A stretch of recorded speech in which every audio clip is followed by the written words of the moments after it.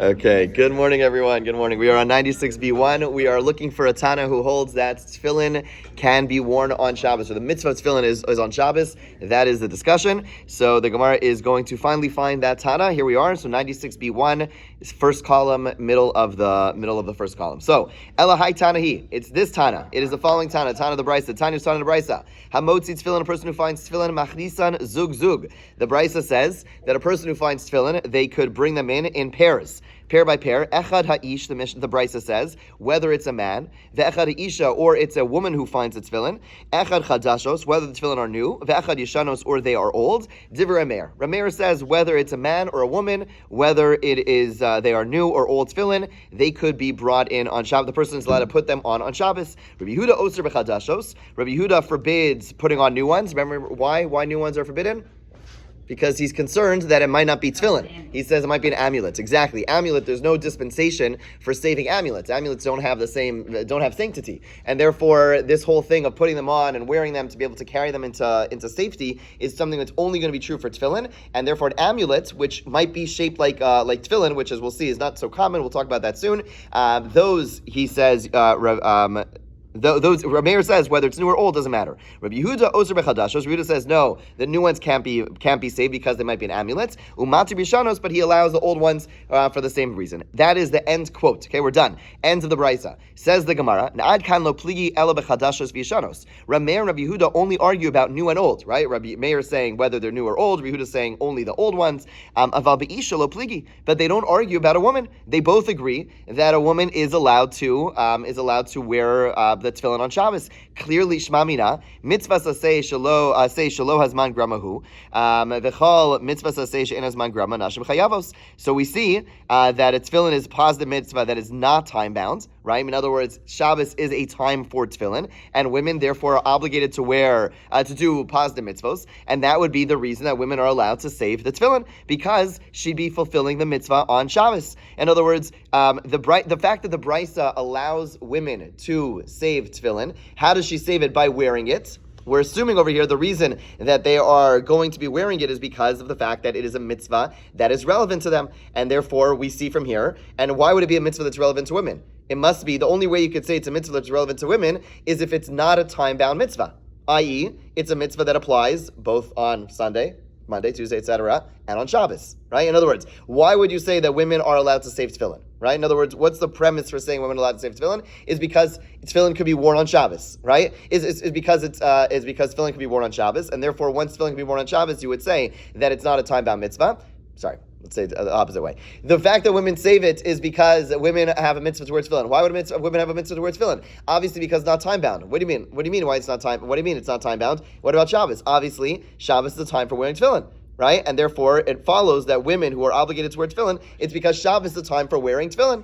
That's the end of the proof. The Gemara says, the Gemara says, wait a second, that's not a proof. We saw yesterday that you could have a situation where women are not obligated to do something, and yet they could still do it. They could do it if they choose. Amar Nashim Somchos Rishus. Right? Rav Yossi told us that women are allowed to, even though everyone agrees that women are not obligated to go ahead and do smicha on an animal, right? When they bring a carbon, they're not obligated to do smicha, and Rav Yossi said they're allowed to. They'll still get a mitzvah for doing so. In other words, you tried bringing a proof from this brisa. The fact that women are putting it on, it must be because it's a mitzvah for them, and it must be because they're obligated. And why would they be obligated? Because Shabbos is also a time for tefillin, right? But you say, no, maybe they're not obligated, but they're doing it because they want to do it. Similar to shofar, similar to smicha, right? Right? The Gemara says maybe it's just something which they're choosing to do. So the Gemara says, Lo soka daitach. No, don't say this. Why? De lo Rameir savar Rav Yossi, v'lo Rabbi Yehuda savar Rav Yossi. Because we're going to prove in a moment that this idea that a woman could choose to do a mitzvah is not the opinion of Rabbi Yehuda and Rameir, who are the authors in this brisa. Okay, well, let's prove that, and then we'll come back and explain. Okay, so for example, Lo Rameir savalak Rav Yossi. Rameir disagrees with Rav Yossi. That's not was taught in the Mishnah. If a child is blowing shofar on Rosh Hashanah, then and a person sees it, you don't have to stop the child from blowing a shofar on Rosh Hashanah. Okay, they're allowed to be blowing shofar on Rosh Hashanah, but the implication is hanashim ma'akvin. We do prevent women from blowing shofar on Rosh Hashanah. Now, why would we prevent a woman from blowing shofar on Rosh Hashanah? Sorry? Sounds a good place to go. No, well, okay, no, they're not doing it. They're doing it in their home, whatever. They're doing it in the streets. They're just blowing shofar in their backyard. They're chilling, and this is their Rosh Hashanah activity. Right, because it's something which is right. In other words, blowing shofar is an instrument, right? So the only person who's allowed to, the reason you're allowed to blow shofar on Rosh Hashanah is because you're doing it for a mitzvah. If you're not doing it for a mitzvah, you wouldn't be allowed to blow shofar, right? So if the Brisa tells us or implies that you would stop a woman from blowing shofar, what does that tell you? That tells you that a woman is not allowed to blow shofar. Why not? Because it's a time-bound mitzvah, right? Obviously, Rosh Hashanah is shofar is by definition a time-bound mitzvah, right? Because it applies on Rosh Hashanah and it doesn't apply on the day after Rosh Hashanah, the day before Rosh Hashanah. It's a classic time-bound mitzvah. Now, if this author of this brisa held like Rav Yossi, who says that a woman is allowed to choose to do mitzvos that she's not obligated in, why would we stop her? Why would we stop her? She's choosing to, it's like she's going into, like she's choosing to do it, so she's still getting a mitzvah. It must be that this author of this brisa holds that you cannot choose to do a mitzvah you're not commanded to do, right? That he disagrees with Rav Yossi. And that's why we're stopping this woman from blowing shofar, and who is I'll take your second question in a second, Ustam Asdisra Meir, and the author of this brisa, whenever we see a Mishnah, whenever we see a Mishnah without an author, we assume it's Rameir. So what does it tell us about Rameir's position? He holds that a woman is not allowed to choose to opt in to a mitzvah saseh shez mangrama. In other words, again, there is we saw a moment. There is this concept that Rav Yossi introduced to us. That, by the way, is the normative halacha, and that is that even a mitzvah that a woman's not obligated to do, she's allowed to choose to do. Right? So that's the classic example of there was smicha on an animal that even though everyone agrees a woman's not obligated to do, a woman is allowed to choose to do. So we wanted to say, hey, Rameir also, so even though Rameir in this brisa would tell us that a woman is allowed to wear tefillin on Shabbos, maybe he holds like Rav Yossi. Maybe he holds that really Shabbos is not a time for doing the mitzvah, and really, therefore, women are not obligated to do the mitzvah. And right, and she's doing it. She's choosing to do it. The Gemara says no. Rameir does not agree to Rav Yossi. How do we see that? We see it over here because she's blowing the shofar on Rosh Hashanah, and we're saying can't do it. Can't do it. Why can't you do it? She's choosing to do it. No, that principle doesn't exist. You either commanded according to Rameir or you're not commanded. This notion of choosing to do it if you're not commanded is something Rameir disagrees. Hold on, that were you ready? Yeah, well, couldn't we distinguish this case of blowing the shofar on Rosh Hashanah on the basis that it's not something you'd be allowed to do on Rosh Hashanah if there wasn't a possible commandment to do it, because it's like a yontif. Whereas if it were something like wearing tefillin on a weekday, there would be no prohibition against it. Otherwise, so a woman could choose to do that and not choose to do something that would be in violation of Hayantiv. Right, but we're comparing it to the case of carrying the tefillin on Shabbos, which there would be a violation. In other words, it is parallel because we're not comparing it to wearing tefillin during the weekday. We're comparing it, although one of the implications is during the weekday, but the case that he's talking about is a woman wearing it on Shabbos.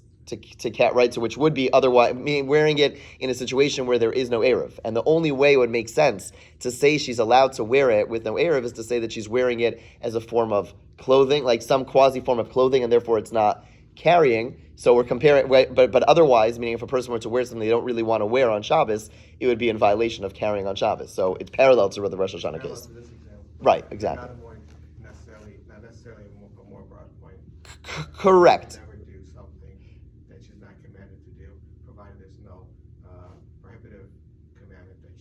Right, that's true. It's right. It's possible we would stop there. We wouldn't apply more broadly. Yeah, yes. That's what that's what I thought. Okay, yeah. So I see tefillin and I'm like, oh, I gotta save it on Shabbos. So I put it on with or without a bracha, and do I have to do the whole straps or do straps weren't on these, were they? But there were no straps. Yes, which is part of the challenge. Like practically, like the post can deal with this. Like how are you actually saving them? Because you can't actually put them up there missing the straps. So right. It's a little So they deal with like how do you end up putting them on without? You can't put on tefillin without straps. Discussion. I'm not doing it for the mitzvah. Doing the mitzvah, so I'm not. Okay. You're saying according to the opinion that says you're allowed to save. According to this Rameir, would you say a bracha on these tefillin on Shabbos? I'm not sure if you'd say a bracha. Would you not say bracha? I don't have to say that. Yeah, so we'll talk about the practical case. Yeah, I mean, fine, it's a fair question. Would a man or a woman save it? Right? I mean, this would be true for a man or a woman, right? According to if the bottom line is you're doing it to save it on Shabbos, would you say a bracha? Would you not say bracha? Presumably, according to this opinion, who says that the whole premise of saving them is because you're doing the mitzvah. Presumably, you could say a bracha. Why wouldn't you say a bracha? What would be the reason not to say a bracha? I don't know. You could say a bracha. And a woman, and the same way that women say a bracha on Lulav and Esrog, you say a bracha on Tefillin. It's like, I know for, like in Philly, we didn't keep the Eruv, but we, like, you were using an object in order to go and observe for Shabbos, like, oh, carrying nothing back and forth to shul is totally not accepted. But you're carrying it safer because you're actually going to daven from it. Then that was okay. There was an Eruv, we just didn't hold like keeping it for nothing, so but you can't just carry a sefer or sitter without having a purpose of using it. So you can't like put on the tefillin unless you're actually going to use it. So again, the premise over here of this whole discussion is that I'm doing it to save the tefillin. The tefillin are going to be ruined, and so granted, I don't care to be wearing tefillin right now. I normally don't wear tefillin on Shabbos, but I'm doing this because I'm saving it, and that's why You actually have to use it. It's like that's if you just carry the safer to save it or not, and you don't wind up using it. That was not. They really shouldn't have done it. Kind of thing. And Philly, and I'm not really a rub. So again, I'm not going to get into when a person doesn't hold an air of whether they're allowed to carry for certain things. Yeah, fine. We'll hold that. We'll put on the side. The bottom line is that over here, the allowance is like this. Everyone agrees we typically don't wear tefillin on Shabbos, but there is a special dispensation that I'm allowed to wear tefillin. That I'm allowed to go ahead and put them on, not for the sake because I really want to wear tefillin. It's for the sake of saving them, and that is the purpose of the allowance.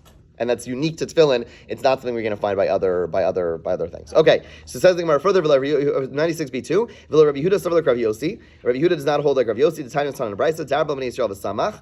Okay, so speak to the Jewish people, and they should lean their hands. B'nei Yisrael somchin. The Jewish people lean their hands on a sacrifice. Ve'ein b'nos Yisrael samchos. And women, okay, do not lean on the animal. Okay, Rav Yossi, Rav Shimon, Omrim, Nashim Somchos Rishus. Okay, whereas the second Tana, Rav Yossi says no, women are allowed to. Okay, so who is the Tana Kama? Ustam Sifra. Okay, the Bryce we just quoted is from the Sifra. Sifra is a collection of Bryces on Sefer Vayikra. Mani, who is it? Rabbi Yehuda. It's Rabbi Yehuda. So we see the first opinion in this Bryce, which said that women are not allowed to do so. Even arguing with Rav Yossi, who says women are allowed to choose to do so. That is the opinion of Rabbi Yehuda. So basically, what comes out over here is that both Rav Meir and Rabbi Yehuda, we see from other sources, hold that a mitzvah that a woman is not commanded to do, they are not allowed. There is no concept of, they could choose to do so, right? According to Rav Meir and Rabbi Yehuda, a woman is not allowed to go ahead and shake the Lulav and Esrog, right? Just like they're not allowed to do smicha on an animal, or they're not allowed to blow shofar on Rosh Hashanah. So what comes out then, if we go back to the Mishnah,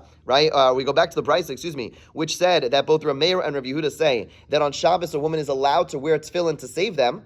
Right? The assumption would be is because they hold that women are actually obligated in the mitzvah, right? Because, and don't tell me, they're choosing to do so. No, we clearly see they reject that view of Rav Yossi that says a woman is allowed to choose to do a mitzvah she's not obligated to do. Clearly, women are obligated to do a mitzvah of tefillin. Where would the obligation come from? How can you say they're obligated to do so? It must be that it's not a time-bound mitzvah, but rather it's a mitzvah that applies on the weekday and on Shabbos. Right? And so now we've found a Tanaim, we found both Rameir and Yehuda who holds that tefillin is something that is worn on Shabbos. We found that's what we're looking for. We're looking for a Tana who holds that tefillin is a mitzvah on Shabbos as well. And now we found that Tana. Now, practically, to Adina's point, we're not going to find tefillin so often. First of all, we have an Erev. Second of all, but where this is very common, just a parenthetical question, which is not exactly Gemara's. Gemara is dealing with a doraisa. The Gemara is dealing with a biblical question of picking it up in a public domain, bringing it into a private domain, okay? But practically a person's home, and this is going to be relevant for women or men. Let's say tefillin, you're sitting in shul, and you sit down, whatever it is, you come to that, and you knock over tefillin, or tefillin fall down, right? Can you pick them up? Are they muktzah? Do you wear tefillin on Shabbos? Do you not wear tefillin on Shabbos? So it's actually machlokas rishonim and achorim how we actually paskin if tefillin are muktzah or not. Meaning, if this whole discussion of is Shabbos a time for wearing tefillin is ultimately a machlokas about how do we paskin, and that's going to have relevance also for the mitzvah, for the concept of muktzah, right? So bottom line is the Rama seems to say they are not. The Rama says they're not muksa. The Shulchan Aruch says they are muksa. In other words, they're arguing about whether Shabbos is the time for wearing tefillin. We typically treat them as muksa, but in a situation of disgrace. In other words, in a situation, so typically we treat tefillin. We are machmir and we treat it like the Shulchan Aruch and say tefillin are muksas. We don't move tefillin around on Shabbos. But in a situation where they fall down, and therefore it's going to be disgraceful, even if they don't fall down directly. In other words, even if they fall down in their tefillin bag, which is less of a problem because they're already in a bag, still we rely later post going to say we rely on the opinion of the Rama and don't treat them as muksa, and therefore you're allowed to pick them up and put them down in a safe place as quick as possible. Okay, so the bottom line is that's the practical part to us, which is relevant from this Gemara, is that again we do typically say Shabbos is not the time for tefillin, and therefore we treat them as muksa. But in a time of need, i.e. they fell on the floor, it's embarrassed, it's disgraceful to tefillin, then you're allowed to pick them up. Okay, let's go further. Amar Rabbi Elazar hamotzi tchelis b'shuk. Let's say a person finds tchelis in the marketplace. Okay, so tchelis, right? Tchelis is the tzitzis, which are you find threads or you find material which is colored the blue color or whatever color, indigo color that is tchelis, right? So Rabbi Elazar says you find them in the marketplace. Lishonos psulos. If you find it in strips of wool, you're not allowed to pick them up. Why? Because you have to be concerned that maybe they're not made for tzitzis. In other words, what you're allowed to pick up is something which is sanctified. But if you just find blue pieces, big strips, then you have to be concerned that maybe they weren't made for tzitzis, and therefore they're not holy, right? In other words, again, this is a special dispensation. So maybe they're not holy, and therefore you wouldn't be allowed to put them on. So chutin ksherin, but if you find threads already, if you find them already like in strings, then you say, oh, that certainly was made for tzitzis. Okay? That's Rabbi Elazar's statement. Ask the Gemara, why do you say the strips of wool are not allowed? Because maybe a person dyed these strips of wool for the sake of making a cloak. So Gemara says, Chutanami, Nema daita deglima tevinu. Maybe the person made the threads with the sake of making a cloak. In other words, what's the difference? At the end of the day, the reason you don't pick up the bigger piece is because you're saying, oh, maybe the person dyed it blue, not for the sake of tzitzis, and therefore they're not holy. They were made for a person who's making a tie. The person was making a shirt, right? So if I find threads, it could be the same issue. They're using it for a piece of clothing. So Gemara says, Bishzurin. We're talking about the threads which are twisted together. If you look at tzitzis, they are twisted together. The strings are not just strings, but they're twisted together. And post can actually bring a proof from here. It's not so clear from other Gemaras that there's actually an obligation to do so. But it sounds like from this Gemara that there's an obligation to twist the threads. Each thread over here is not a single thread, but rather it's twisted together. So according to most poskim, it is actually a mitzvah that you're obligated to twist together. You say, oh, those are tzitzis, right? You see those are tzitzis strings, as opposed to if it's just a piece of material, maybe it's not for tzitzis. Okay, says the Gemara, Shazurim Nami, even if it's twisted, Neima adaita de sifsa de glima aifinu. Maybe the person took twisted threads for the sake of the hem of a cloak. In other words, the regular piece of clothing is just, regular piece of clothing. But the edges, you typically would put something a little thicker around the edges so that things don't tear, right? That's where like a hem, right? Whatever. Basically, at the edges of the clothing, you're going to put a thicker piece of thread, and therefore you're going to have twisted. Maybe even if it's twisted, maybe it's there for the edge of the cloak. So when it says no, b'mufsakin, they're cut into small pieces. Small pieces. In other words, if it's for the edge of a cloak, it's going to be a long piece because it's going to be going all around the edge of your, the bathrobe that they wore back in the day. So it's going to be quite long. But if it's for tzitzis, it's going to be shorter strings. Okay, so the Gemara says, a person wouldn't go to such trouble to use short threads for the border of a piece of clothing. In other words, what the Gemara over here is suggesting is that, of course, it's possible that if you find short threads, then maybe a person was preparing these short threads for the sake of putting them on a hem. But it's a lot of work to use short threads. You typically would go ahead and use larger pieces if you're going to use it for a hem, and therefore to assume that the small piece of thread that you found was made for a piece of clothing, you don't have to make an assumption like that. You can therefore assume that it was there for tzitzis. That's the Gemara's principle right now. But the principle now, just the concept, which we're going to now question, is as follows: is that you find something on the street, you don't know, maybe it's not for tzitzis.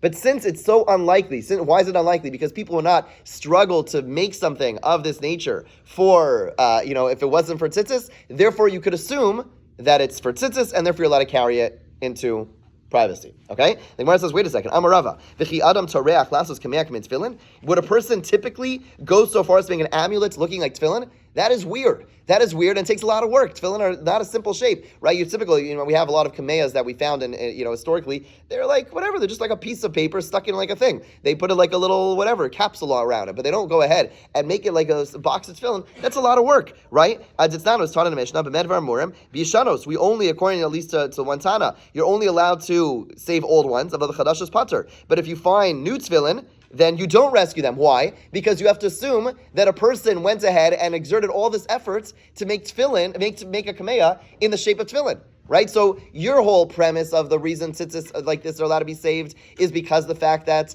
it's something which is because a person wouldn't go to such efforts to make something that looks like tzitzis.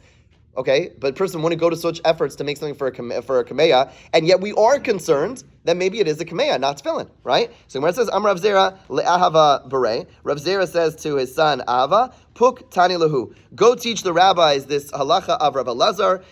He says, in other words, even though we just asked a question from this Mishnah, okay, Rav Zera says, I'm not concerned about it. Why am I not concerned? He goes ahead and he says, at the end of the day, this is not a good enough question on Rav Elazar's halacha. Okay, and therefore he says, go teach the following brisa, which is actually in support of Rav Elazar. What is the brisa? 96b3, which says explicitly, Hamotzi tchelis b'shuk, a person who finds tchelis in the marketplace, l'shonos psulin, if he finds strips of wool, you don't save it. Chutin uvsaking shir, if you find short strings, then you do save it. L'fisha ein adam terech, because again, a person wouldn't trouble, right? So basically, even though we had a question from our Mishnah, Rav Zera wasn't concerned by that question, and therefore he tells his son Ahava to go to the base medrash and teach a brisa which supports Rav Elazar's halacha, which we started off with, which is this idea of finding these small strings. Amar Rava says, Mishum netani le'Ahava b'rei Rav Zera, just because, again, this is the rabbi speaking harshly to one another, because Ahava the son of Rav Zera taught a brisa, kifi talila, we're going to hang rings on it. In other words, it's his way of saying, like, it's not like hanging rings on it means like it's we're going to adorn it. You found a brisa, shkayach, I don't care about this brisa. Vatznan, again, didn't we find it? But we have a Mishnah which negates it. B'yishanos, that you're only allowed to save old tefillin of the chadash's pater, right? But you're not allowed to save new ones, right? So the bottom line is, Rav is saying, I don't understand. Just because you found a brisa which supports Rav Elazar's halacha, our Mishnah seems to negate it, right? The brisa says, I am not concerned that people are going to go and exert themselves to do something which looks like a mitzvah, right? And yet the Mishnah says, we are concerned that a person is going to go ahead and make something which looks like the mitzvah, and that's why you don't save the new tefillin. So Gemara says, Elama Rava, tarach v'lo tarach tanaihi. This question of whether we have to be concerned that a person will trouble themselves to make something so unique is a machlokas tanaim. Okay, the Tanya, hamotzi tefillin, if a person finds tefillin on Shabbos, machnisim zug zug, the Tanakama says you bring them in pair by pair, echad ish v'echad isha, echad chadashos v'echad yishanos, right, whether they're new or whether they're old. Rameir says explicitly in this brisa that if you find new tefillin, you're allowed to save them. Why? What does Rameir hold? That we're not concerned a person's going to go so far as to make tefillin, make a kameya in the size of tefillin. Rabbi Yehuda says that you are not allowed to save them with new ones. Umat bishanos, he allows old ones because then we're 100% sure that they are tefillin.